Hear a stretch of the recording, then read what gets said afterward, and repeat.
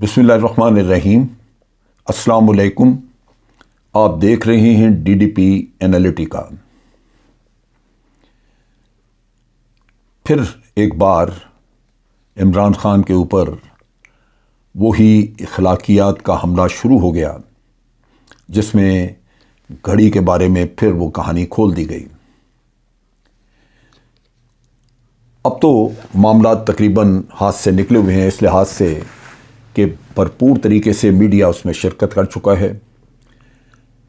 जियो news, जिसने कि कभी भी असूल की बुनियाद पे अपनी सहाफ़त नहीं की, ज़्यादातर वो अपने मफादात के ताबे रख के अपनी सहाफ़त करते हैं, इसमें भी उन्होंने एक फ्रॉडिये को दुबई से पकड़ के और उसका एक इंटरव्यू और वो किस्सा चला के एक कहानी नए सिरे से फिर शुरू कर दी कि घड़ी बेची गई, यूं किया गया, उसमें कहीं फरागोगी आ गई, फिर उसने कैश पैसे लिए। जो सूरत हाल जो कुछ हमें पहले से पता था, अगर हम उससे मुआवजा करें तो ये इतनी झूठ है इसमें कि इंसान हैरान रह जाता है। अब यहाँ पे पहली बात जो समझने की है वो ये है कि तोशाखाना से तमाम हुक्मरानों ने तोहफ़ाजात ख़रीदे जो उनको मिलते हैं। वो जब तोहफ़े वापस आते हैं वो आके जमा कराते हैं तोशाखाना में, और फिर आप वहाँ से ख़रीद सकते हैं। उसके लिए कवानीन हैं, जो भी उसकी कीमत मुकर्रर की जाती है वो आपको दे के तो तोहफ़ा मिल जाता है। अब ये तोशाखाना एक दुकान की तरह किस्सा हो गया। आप वहाँ से ना ख़रीदें, अगर घड़ी जाके आप बाज़ार से ख़रीदते हैं तो आपने ख़रीदी, आपकी हो गई, आप उसको बेचें, जो जी चाहे करें, आप पे कोई उंगली नहीं उठा सकता। लेकिन यहां पे उसको इस तरह एक कहानी बना के पेश की जा रही है जैसे कोई बहुत बड़ी बद-इखलाकी, बहुत बड़ी चोरी, बहुत कुछ हो गया। शर्म आनी चाहिए उन लोगों को जो अपने गिरबानों में नहीं झांकते, और फिर ये मीडिया, इनकी ज़बान जलती है कि अगर ये जो कुछ तोशाखाना में बाकी ख़ानदान करते रहे हैं, जरदारी साहब हों या नवाज शरीफ और उसकी फैमिली, जो कुछ वो वसूल करते रहे यहाँ पे औने पौने में, उसका जिक्र करते हुए इनकी ज़बान जलती है। कैसे मैं मान लूँ कि यह सहाफ़त दुरुस्त है? तोशाखाना का रिकॉर्ड हमारे पास पड़ा हुआ सारा, क्या क्या कुछ लेते रहे हैं। ये 30 साल का रिकॉर्ड जो है वो अदालत ने कहा कि जी आप सारा रिकॉर्ड सामने लेके आए, लेकिन उसका जिक्र नहीं है। सारे मीडिया में एक ही रोना रोया जा रहा है उस चीज़ का जो कि इमरान खान ने खरीद के आगे बेची या नहीं बेची। मैं तो ये तस्लीम कर रहा हूँ कि अगर बेची तो तब भी उसमें गलती कोई नहीं। इस पैसे को उसने कहीं इस्तेमाल किया, लेकिन जो बात है सोचने की वो ये है कि इमरान खान अगर एक बच्चे की टी शर्ट के ऊपर दस्तखत कर देता है, वो बच्चा जाके अपनी टी शर्ट मार्केट में लेके जाता है, उसकी कीमत लगती है, कहा जाता है कि वो 4-5 करोड़ तक भी उसकी कीमत लगी है। बैट पे दस्तखत किए, वो बैट जाके पता नहीं करोड़ 1.5 करोड़ का बैट बिक गया। अगर एक आदमी के दस्तखतों की वो वक़्त है तो क्या उसको ज़रूरत है कि वो कोई छोटे मोटे इस तरह के इधर उधर हाथ पैर मारेगा? अखलाकियात के नुक्ता निगाह से तो इसमें कोई ऐसी सदाकत नज़र नहीं आती।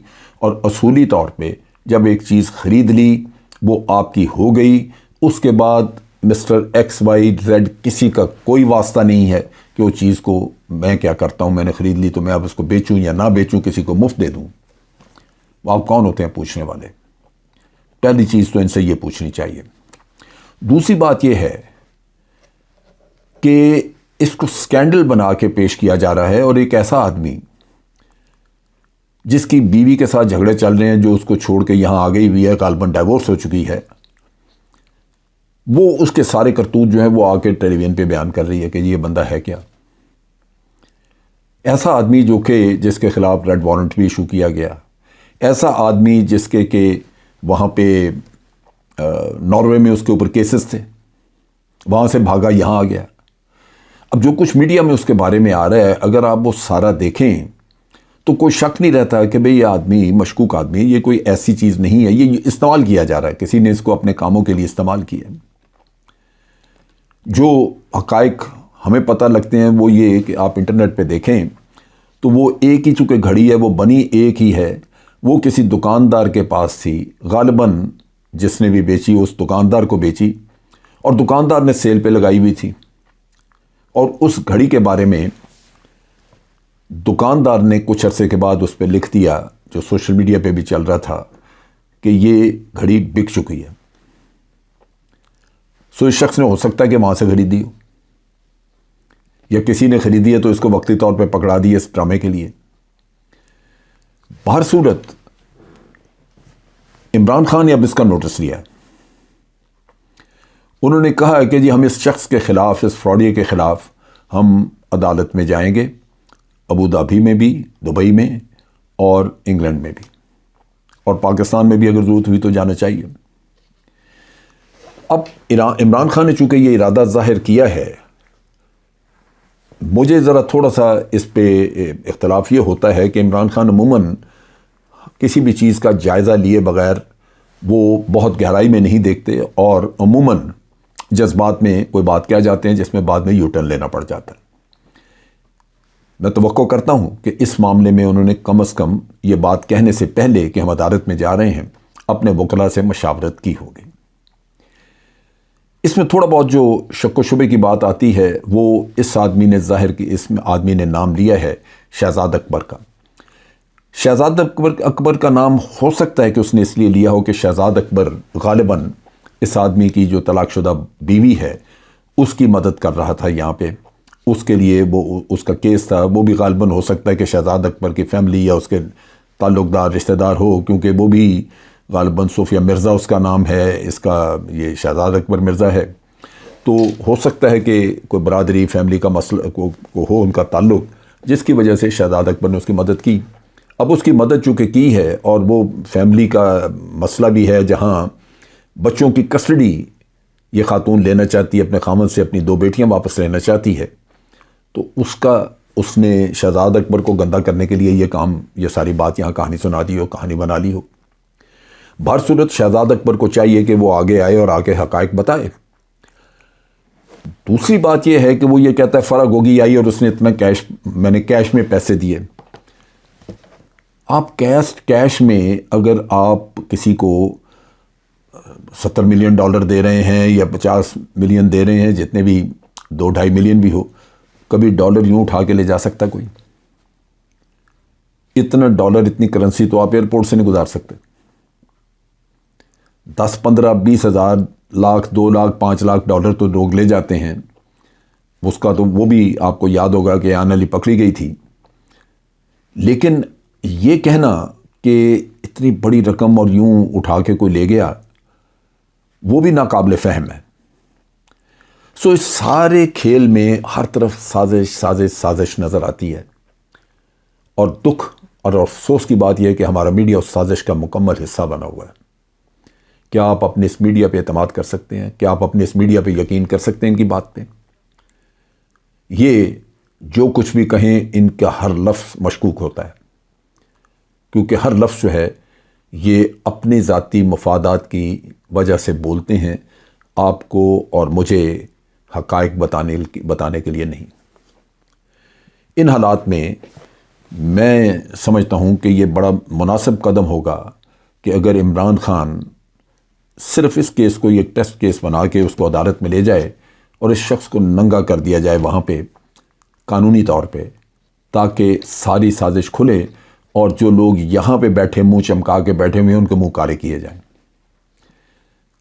ہر وہ چیز جو کہ آپ سمجھتے ہیں کہ عمران خان کو کسی نہ کسی طرح سیاسی طور پہ نقصان پہنچا سکتی ہے، وہ آپ دیکھیں گے کہ یہاں کے سازشی ٹولے اس کام پہ لگے ہوں گے۔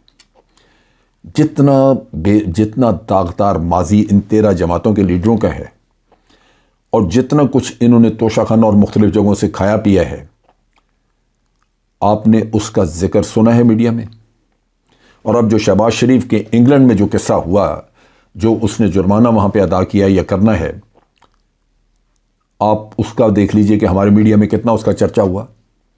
یہ تو اتنی بڑی خبر تھی، لیکن میڈیا نے ذکر نہیں کیا۔ سوشل میڈیا پہ لوگ اس کو چلاتے رہے ہیں، یوٹیوبرز نے اس پہ بات کی ہے، لیکن آپ کے مین اسٹریم میڈیا نے اس پہ بات نہیں کی۔ میڈیا کی منافقت نے اس ملک کا بہت سارا بیڑا غرق کیا ہوا ہے، کیونکہ حقائق کو کبھی یہ سامنے نہیں آنے دیتے۔ یہ وہ دکھ ہے جس کی وجہ سے آج سارا پاکستان کا سارا معاشرہ جو ہے وہ تکلیف اٹھا رہا ہے۔ ہر کسی کے پاس میڈیا لائسنسز ہیں، چینلز کھولے ہوئے ہیں اور غلط بیانیوں پہ غلط بیانی پھیلا رہے ہیں۔ میں اپیل یہ کر سکتا ہوں اور سمجھتا ہوں کہ یہ قانونی عمل جو ہے جیسے ابھی اعلان کیا ہے عمران خان نے، اس کو اب رکنا نہیں چاہیے۔ آج کے لیے اتنا ہی۔ افواج پاکستان زندہ باد، پاکستان پائندہ باد۔